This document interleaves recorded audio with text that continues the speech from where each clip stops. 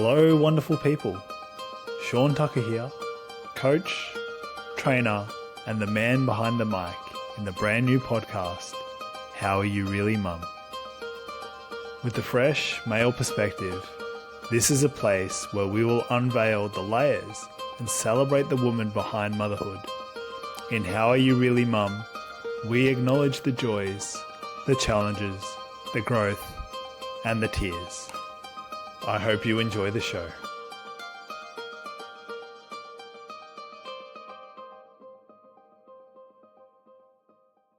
Hello and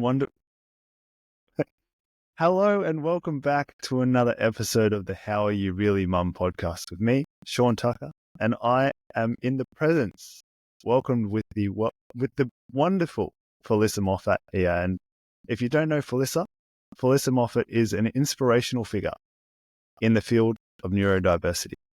She was diagnosed with autism at the age of 49.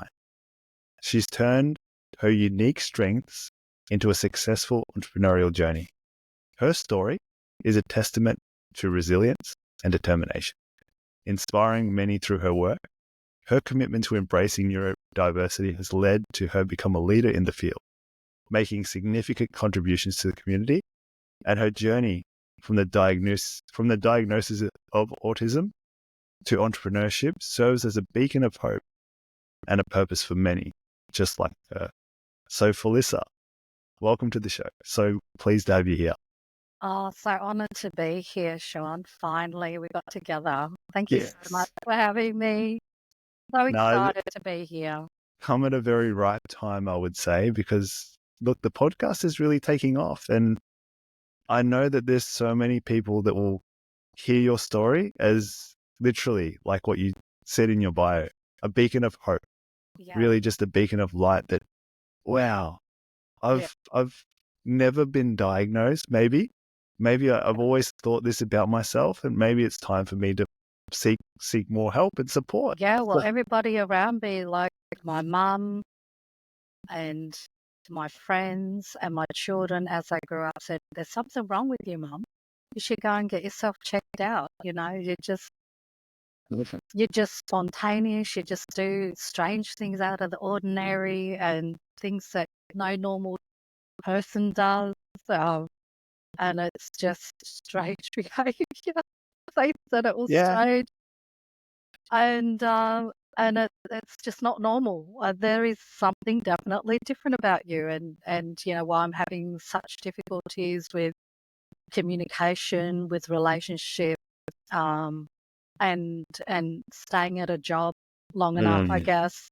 And because I couldn't understand myself, I couldn't understand others. Yeah, I'd love to ask on that too, because obviously you're a mum. How many kids do you have, Felisa? 3 beautiful kids. 3 beautiful children. Adult kids, believe it or not. Yeah. And they are now 24, 31, and 33. Wow. Yeah.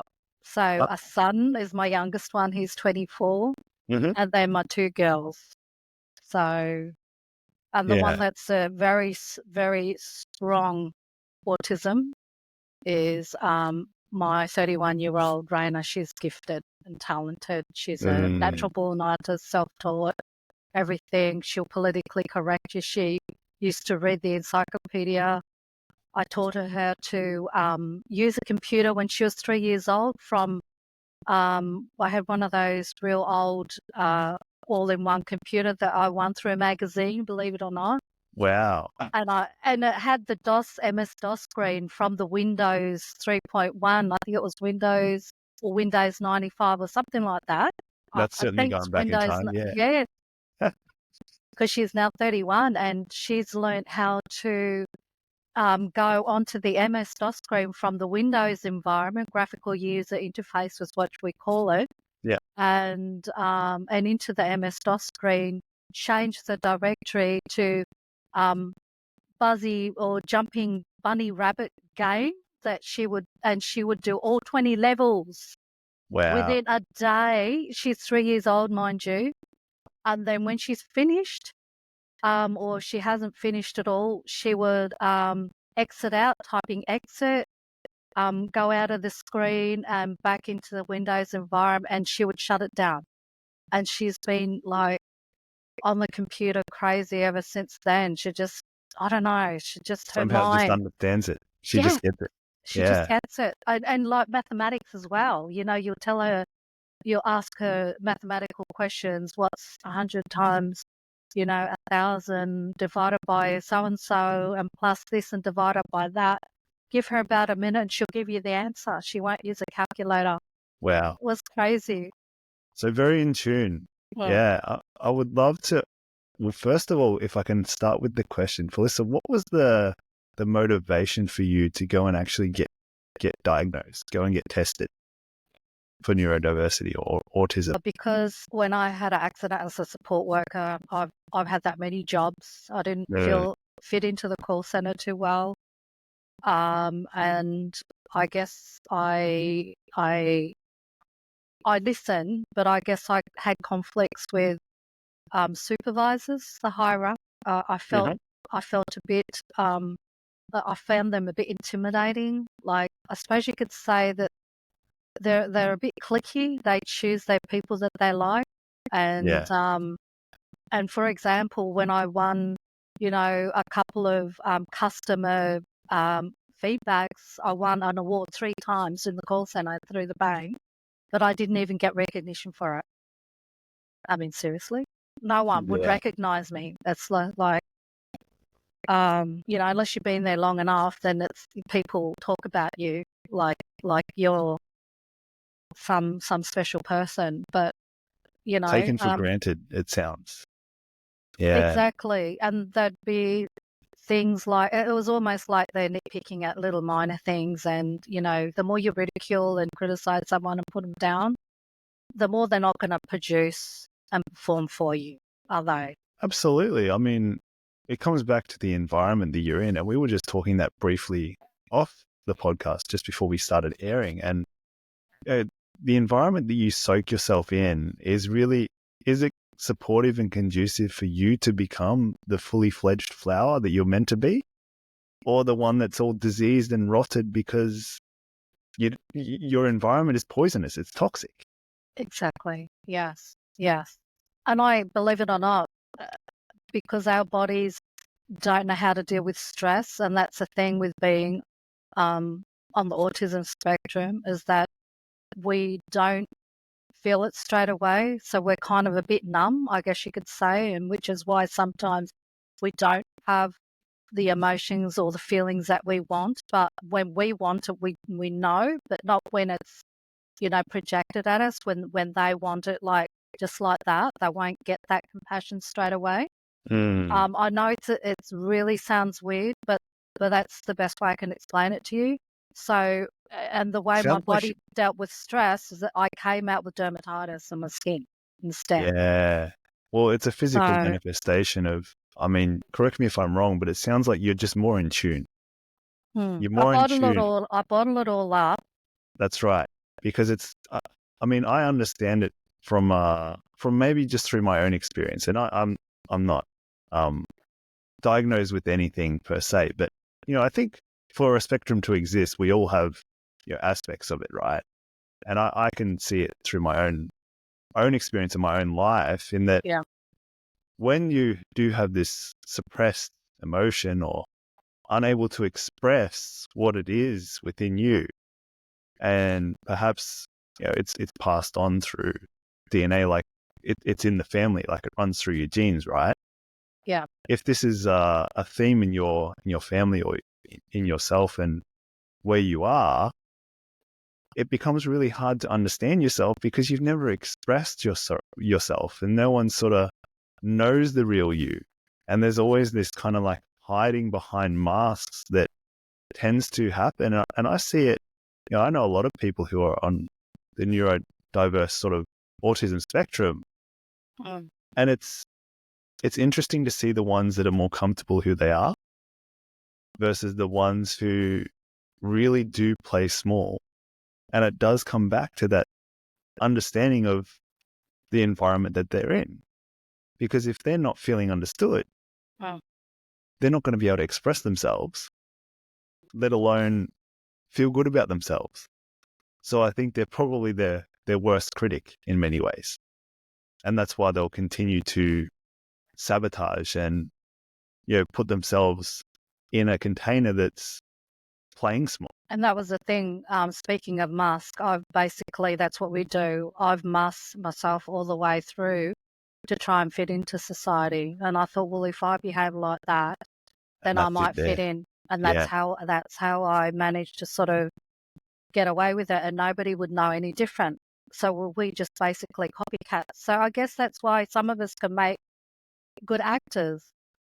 Yeah, absolutely. Like Robin Williams, and a lot of people, because, we know how to diversify for ourselves into different things. And I suppose you could call it, they now use a new term for superpower.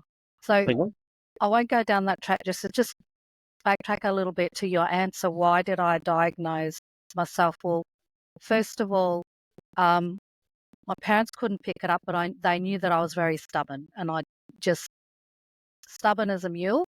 Yeah. And I did not want to do anything my parents told me. Just did not like what they had to say. But my grandparents, yeah. And then my children, I noticed that they had difficulties. And later on, and I could tell the behaviour, because I knew my youngest daughter wasn't normal, because she used to jump around and put one pair of pants and her whole leg in one pair of pants, and the other one was like a tail, so she'd run around the schoolyard pretending she was a dinosaur. Well, that's not fitting in, is it? And I love that. It's not trying to fit in at all. And I'd like to say some other funny things, but I won't, because it's going to be too embarrassing. But yeah, amazing things. You can really tell that she's out of it. And she'd be like, again, in grade 3, she'd be up there with figures and all the activities that they do. She was a bit slower, delayed in talking, and she would mumble a lot. But then eventually, as she got older, her brain just got so advanced, because she's like a sponge, soaking information. And then she'd be so bored that the teachers didn't even know. They thought that she was quite normal because she knew everything. Yeah. But she didn't fit in with the kids, because I thought she was a bit weird by her behaviours and the way she talked and the way she played. And so she had to teach other children how to read, how to do mathematics and stuff. And that's not really challenging her. So she was a bit left behind in that department. And then my first daughter, we didn't really notice too much. She had her moments, but yeah, she had relationship issues, I guess, but relationship issues in the school as well. And I've had to teach her how to struggle with that. Maybe it was just a normal thing that you just get picked on at school. Favoritism. Maybe it just happens. Yeah. Didn't notice anything different, but yeah, she had relationship issues, and it was traumatizing for her. So we have, I suppose you could say that we have like attachment issues, and it's hard to detach. Like we're very clingy, I guess you could say, because we feel intimidated by the world. We need that support. And you think it's a safety thing? Yes, definitely what it is. So they're one of the signs as well. And not makes a lot of sense. Yeah, and always like one-on-one with friends, not too many friends. Is always like, you can only relate to one person, but not too many. If there's too many inputs, it's hard to distinguish what it is. Yes, correct. And then my son, the same thing. Just one-on-one.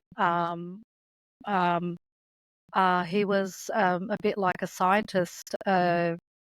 In grade 5, that he did a presentation. And the other thing you'll notice is that when we talk, that we don't like to look at people in the face. But I've learnt to train myself that you've got to look at people in the face when you talk, even though you don't like it.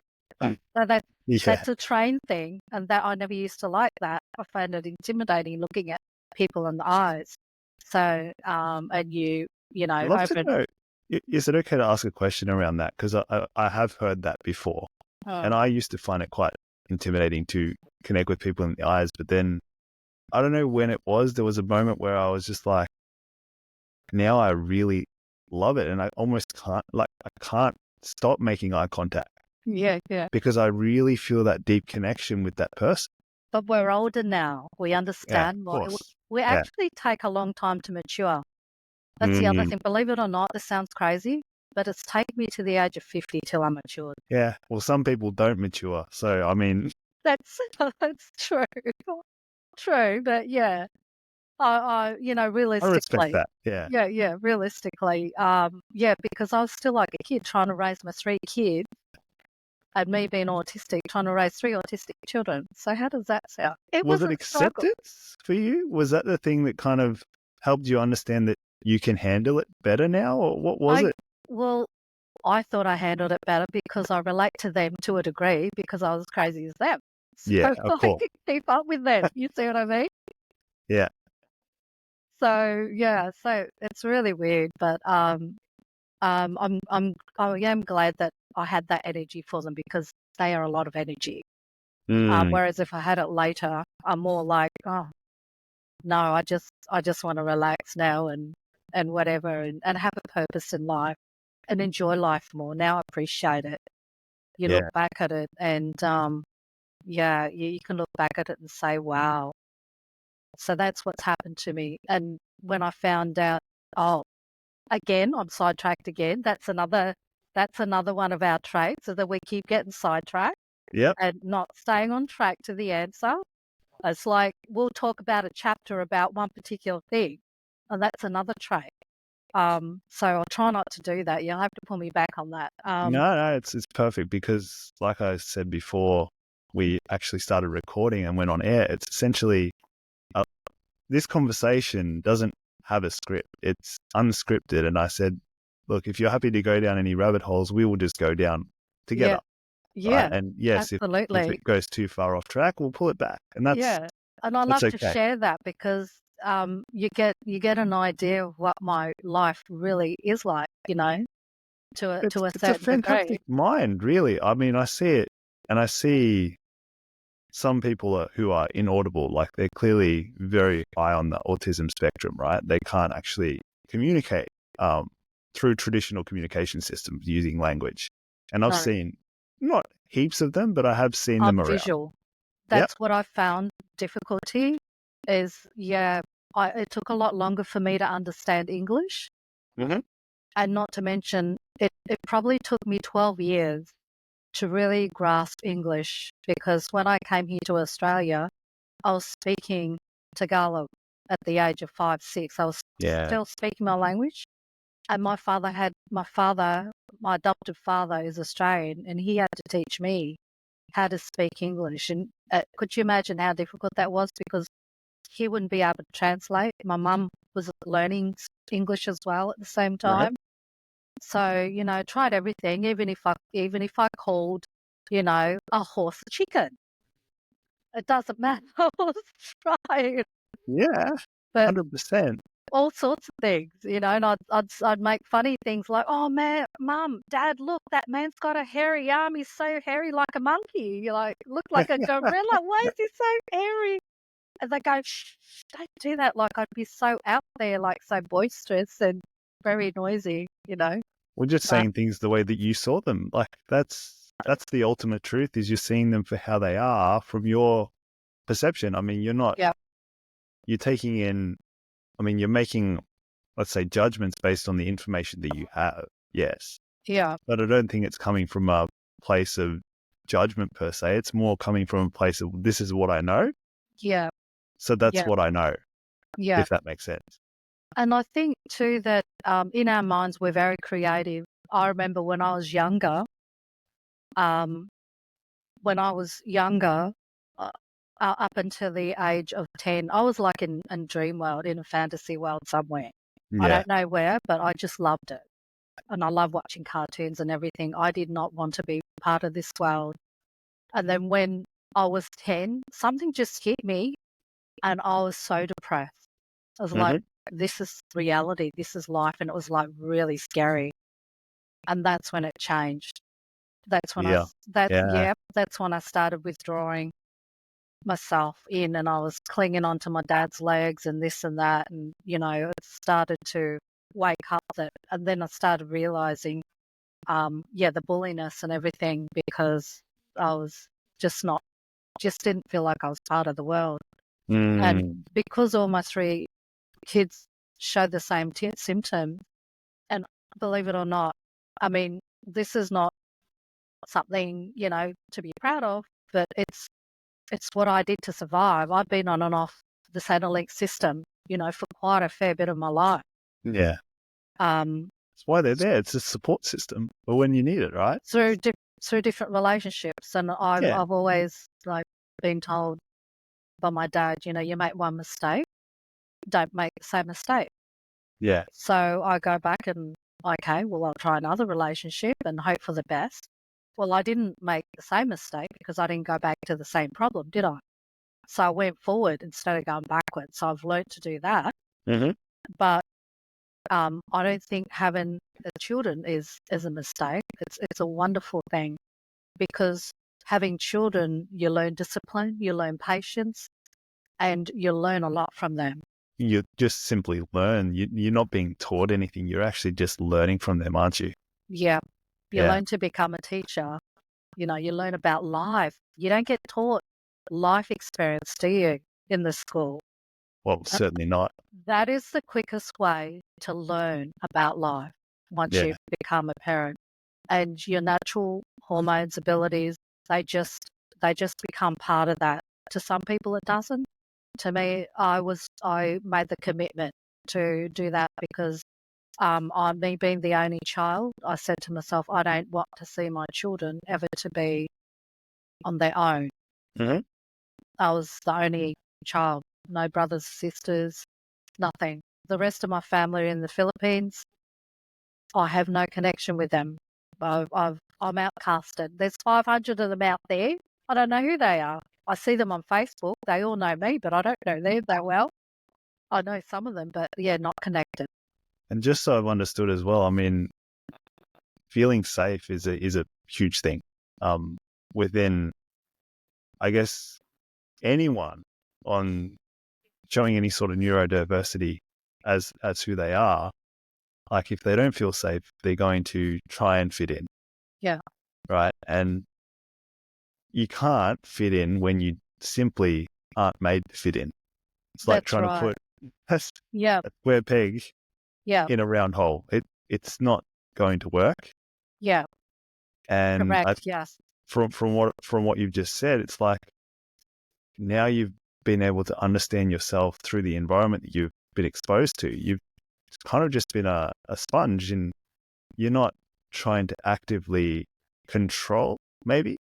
Is Mhm. that how I've sort of understood that? You haven't tried to control how to do things. It's just you're being led, and I guess you probably feel more free through the environment that you are because it is safe. Yes. Because I'm in control. Yeah. You So can I be feel fully better out of when I'm in control. control. Yes. Yeah. Yes. Yes. If it feels safe, if the environment feels safe, you're going to be more playful. You're going to feel like you can express and maybe perceive more, Yeah. because you're not just holding on to small bits of information. Oh. You're taking it all in. Oh, And because you're probably more sensitive to people and that's right. environments, We react very easily. yeah, very reactive, which Yeah. totally makes sense. Oh. Right. So like where there's a pandemic, for example, Oh, that was bad. that would Right. It send you destroyed into this. chaos. Yeah. It had destroyed, but we didn't get to the point where we didn't hurt ourselves Yeah. because it was me that was pretty much the strongest person in the background to keep it together. Yeah.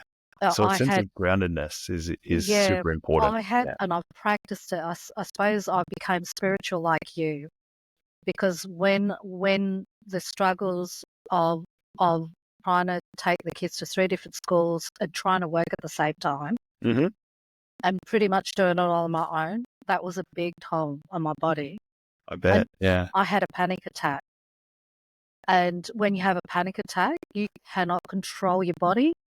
Your body just takes over and you just pass out. I tried to hop into a car and drive.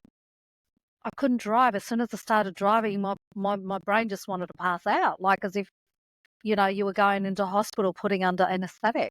Wow. That's what it felt like. It was just like, oh, that's it. And no matter how hard you try to pull yourself, you can't do it. Your body just gives way whether you like it or not. You can't control these panic attacks. And I don't have very many of it now because I've had it controlled. Exercise, positive mindset, everything, be happy. And I was at a state where I thought I was like nearly on a deathbed. And when I was lying there and I said, my kids are still only like, and I was looking up in my lounge room and I was going, I don't want to die right now. It was such a scary feeling. So I don't want to die right now. I try to do everything natural, like, herbal medicine or multivitamins, everything naturally. As long as I could for a week, it wouldn't work. So then I had to take antidepressants. Yeah. That was the only thing that could work for me. For some people, they could do without, but for me, it just was. And I just feel ever since I've had it, I feel normal. Like I can actually function. For some people, it might not work, but for me, I'm just grateful that it did.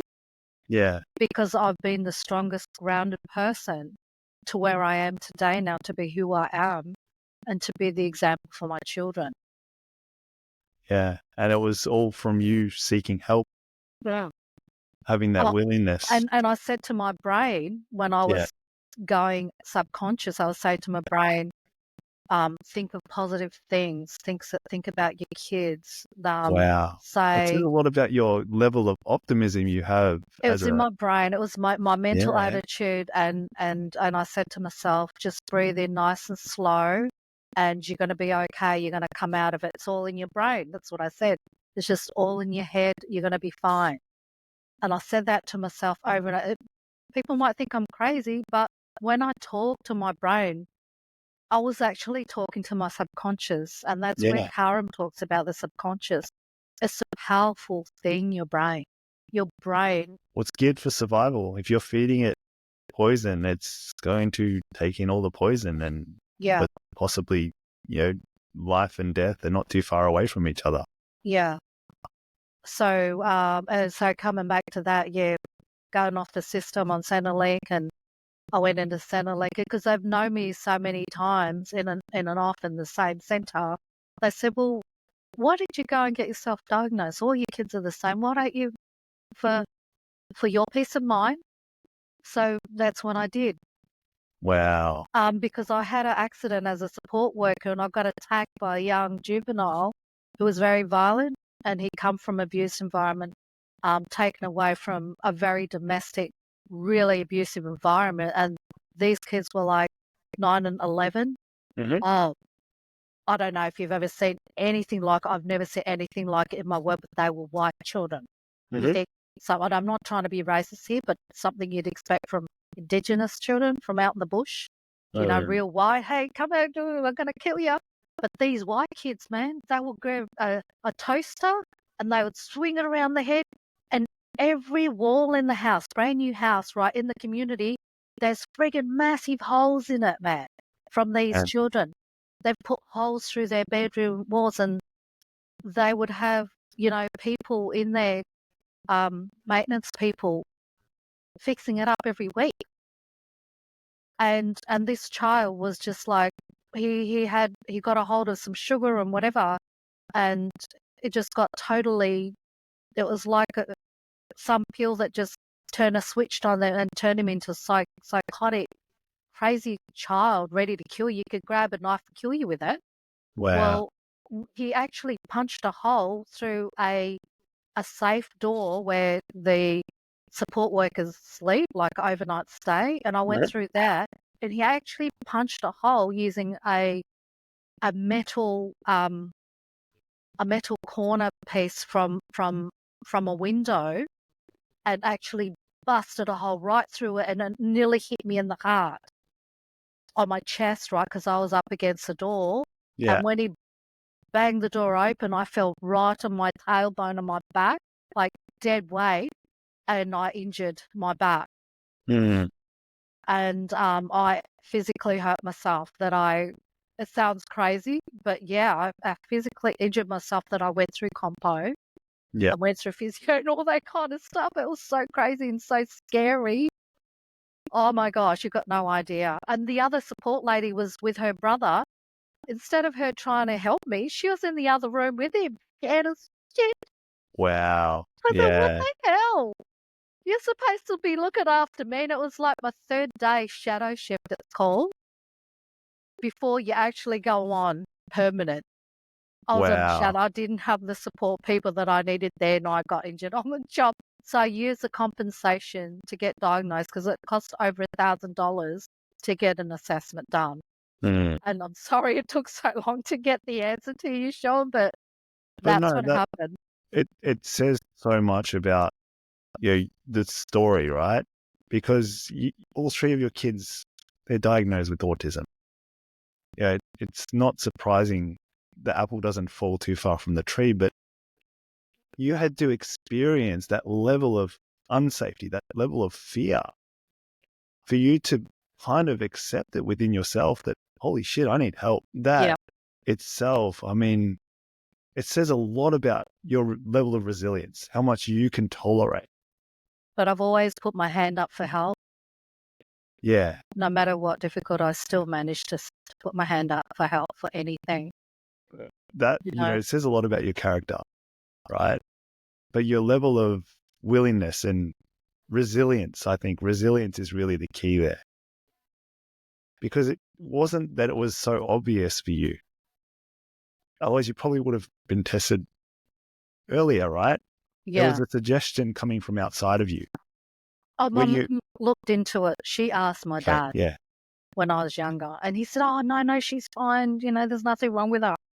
Mm, Because back interesting. then there was nothing like that. Yeah. There was no such thing, you know, Yeah. without being critical or hitting anyone, but it was just like you just had a disability or you were um, a spastic. Mm-hmm. Not trying to. It's not a very comfortable word to use back then. Yeah. But they didn't have much Down syndrome people back then, so none of these things Yeah. were, known to the public that well. They weren't researched Yeah. at the time Understand. because we're going back in the 80s. I was born 1970. I'm 54 now. So back then, they weren't really. Yeah. So it would have been really hard. I mean, just to really relate it to your motherhood journey and bringing up all three of your kids, right? Because I mean, I'm just going to be open and honest here, right? Yeah. Probably the reason why it took you so long to do it was you were raising three autistic kids, and you were Exactly right. yourself were going in and out of different relationships that were probably, you weren't really putting yourself first, No, right? that's right. Because Yeah. you're always putting the well-being and the safety of your kids first. And I think this message is going to speak volumes, because how much can you give if you're not already full, We right? weren't taught that, eh? Come back No, from that's old right. school, from old cultures. You Yeah, sacrifice your life for your children, yeah, no matter what, and hope for the best that the children will yeah. do It's their like best. passing it on That's, to the next generation to give them a better life. But yeah, it's this totally whole different now. idea. Yeah. I see it as, if you want to grow a plant, well, you can certainly just go out into the sand and just put a seed and see if it grows, right? Right? It may or may not. But maybe a better way, because we're more aware, we're more grasping of the information and the things that we have now. We can sort of take more in and understand it a little bit better. So Yeah. we do know how to grow crops that maybe, or grow that seed that can really grow and blossom into a beautiful tree or apple tree or whatever it is. Yeah. But the first thing we need to do is really analyze. And when I say analyze, not pick apart everything. Just look at the environment. Is this environment here in the soil, is it conducive for life? Is there worms? Is there little bits of life growing? Is there fungus coming out of the ground when things die? Is there, little bits of moss growing around? Uh-huh. Is there life happening in this environment? Because if it's not happening, guess what? That seed really doesn't have a good chance to survive, right? So maybe you put an apple seed in and you're trying to grow an apple tree. So the first thing you should do, or the first thing I now say is like, look at the environment. Is it nurturing? Is it safe? Can that seed, and if we just apply it to a child, can that child grow to its best capability or best possibility in the environment that you put them in? Makes perfect sense. And if you haven't, if that answer is no, it's okay, because it's a simple acceptance that if it's a no, what can I do to change it? Or what can I learn? What can I do in my own growth journey? Because it becomes about us. It's not about them, right? If I'm unwilling to grow and nurture myself, how can my child be willing to nurture themselves in the environment that they're in? Because I'm the one who's creating that safety vessel around them. Yeah. Yeah. And it explains why I don't have that good relationship with my mum. Yeah. The nurturer. Absolutely. And a nurturer doesn't have to be just a mum. I Maybe know. you come through your dad, right? And that's sometimes confusing, because we're in this society where you're made to fit in. There's the way things are, or there's the way that the way that things, we think they are that way. So it's coming from this place of our psychology. So we make a dissection, we make an analysis.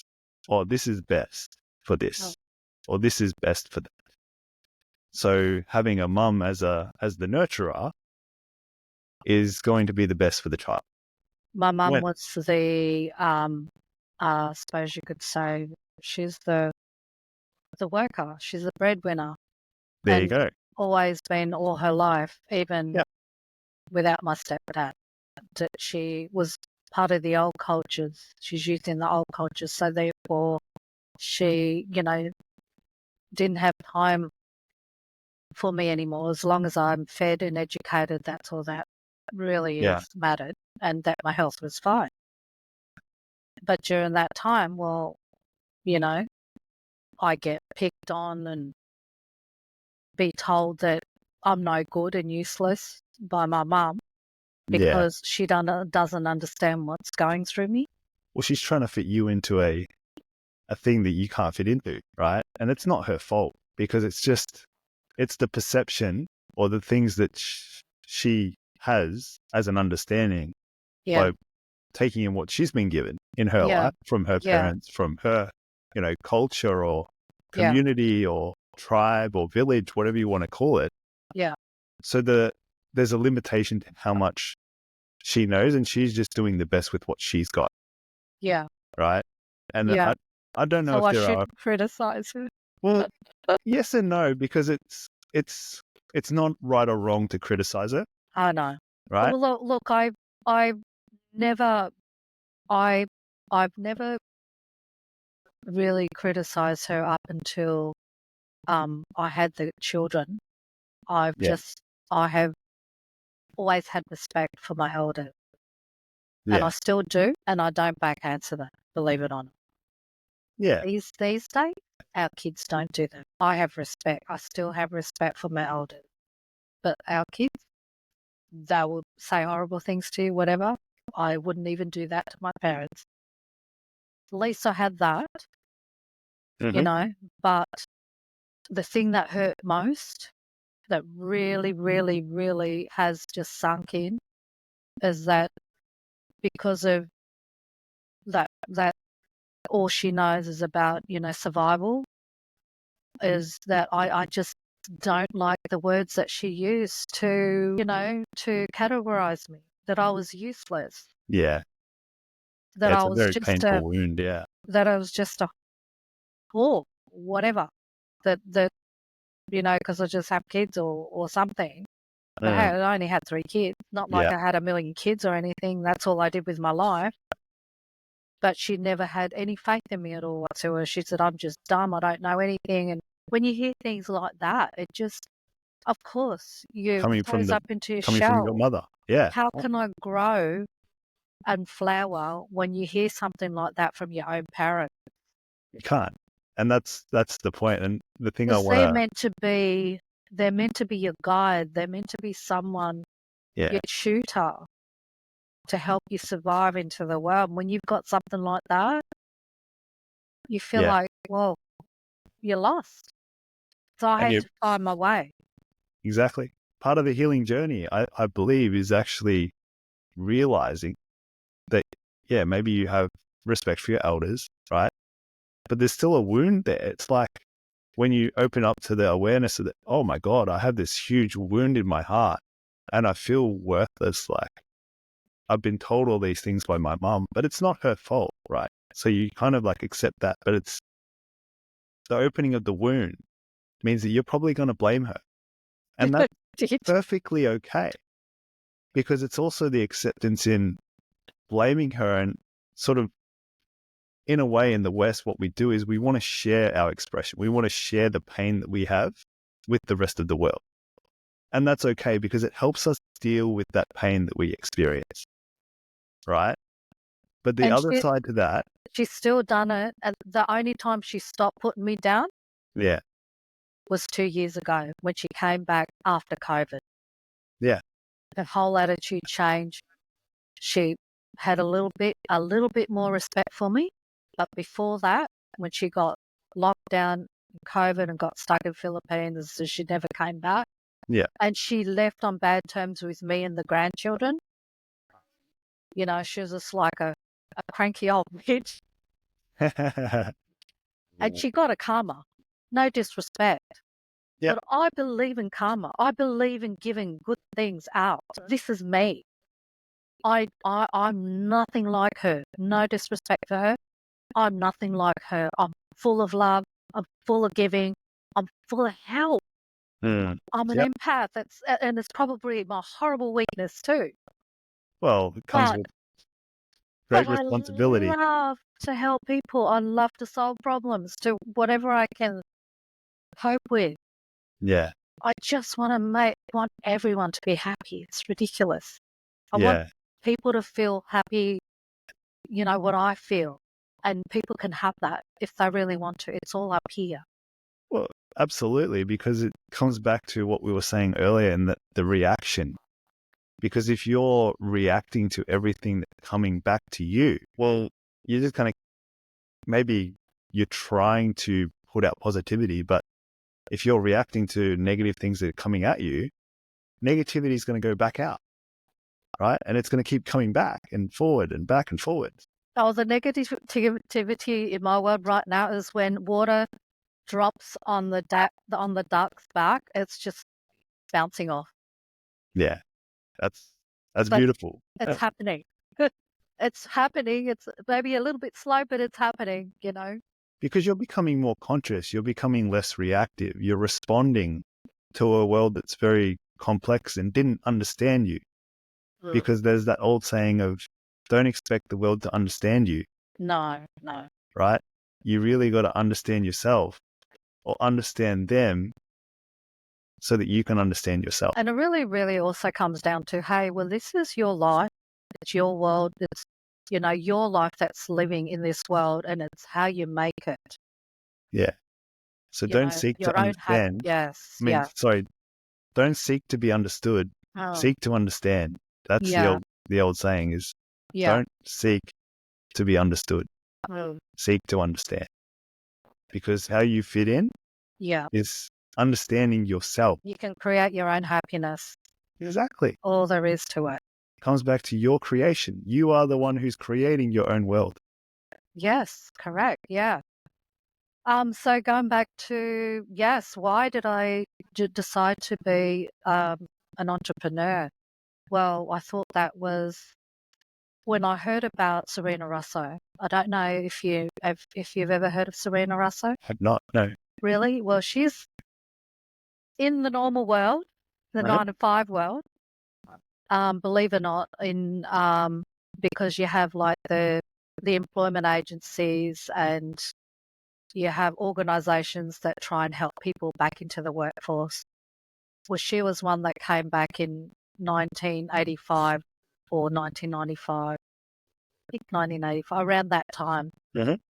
She was from Italy, and she came from a poor background as well. And she wanted to teach people how to, better themselves, how to present themselves, and get a job. And one of them was getting people back into the workforce successfully and educating them so they have courses and all that kind of stuff.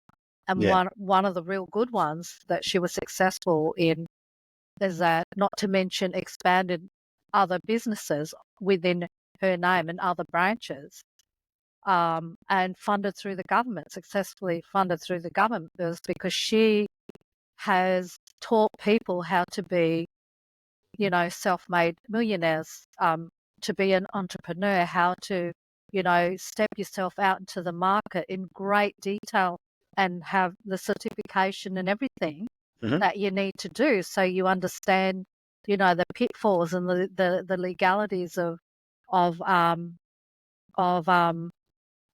running and operating a business, because there are laws in different states that we've got to abide to. So she teaches you all of that stuff, the bookkeeping, the marketing, everything, but all very condensed. And because the government funds it, I took the opportunity to do it. And there was a thing where if you could, it was like a 4 to 6 week intense full-time certificate in new business and entrepreneurship. Yep. So it's, Australian qualification framework, it is qualified, and you need to have a business degree, they feel, to be a registered business, and for people to take you seriously is to do this, and that you are, within, that you are practicing within the right, practices, and also under the ASIC laws as well. Yeah. So we learned all that kind of stuff, which is so valuable. Yeah. And there were only certain people in the class, because they run it every month, that would qualify to get a 12-month government funded for one-on-one coaching. And I got approved for it because you had to do a 2-year financial plan forecast of what you want to do in business, like find your niche, what you're aiming for and who your target market and all that, and how you're going to promote it. Yeah. And they went into all that, and I thought, this is me, because I've done the business before that. I did panel beating with my ex-partner. And I thought, I've run a successful business once in my lifetime, and I use my certificate in business administration, and did all the basics to run a business, and a used accountant to do and pay for half of the rest of the accounting for me, because I had so much to do. Yeah. And I got my hands dirty, and I went out there and just got out of the comfort zone. My partner didn't like the idea of meeting people because he wasn't comfortable, but I taught him to get uncomfortable. And I went out there and door knocked on every commercial door and say, hey, we're the new panel beaters here, $100 resprays for your car, vehicle, whatever you want, complimentary to start off, and then went on from there. Wow. Yeah. And then I started using Google Ads when it was all just very early, back in 2011 is when I started training, registered the business. I learned how to do all that kind of stuff, and use the QuickBooks and entering all the company information in the QuickBooks accounting system. Yep. I had to do all that. I didn't get anyone to teach me to do that. But so I always continuously self-teaching myself with systems and business systems, not to mention computer systems, because I love computers. Lucky I knew how to do that. And also made sure I had antivirus programs. So I've got so many different, important credentials that I feel very, beneficial to be successful in business. And that's hence the reason why I thought I'm going to try it for myself. And when that first year, believe it or not, the first year trading, I made his business produce $10,000 a week, panel beating, insurance, and all that kind of stuff, because it's a big job. Yeah, that's awesome. It sounds like you've been able to bring them all together through your life is your message. My creativity as well. It's just thinking outside the square, finding a solution problem. But I turned around and I did e-commerce. I said, I'd love to do drop shipping. Mm-hmm. I did the research within the 4 weeks. I did it all myself, got it all up and going, even had to do my own website and get an actual supplier that I can,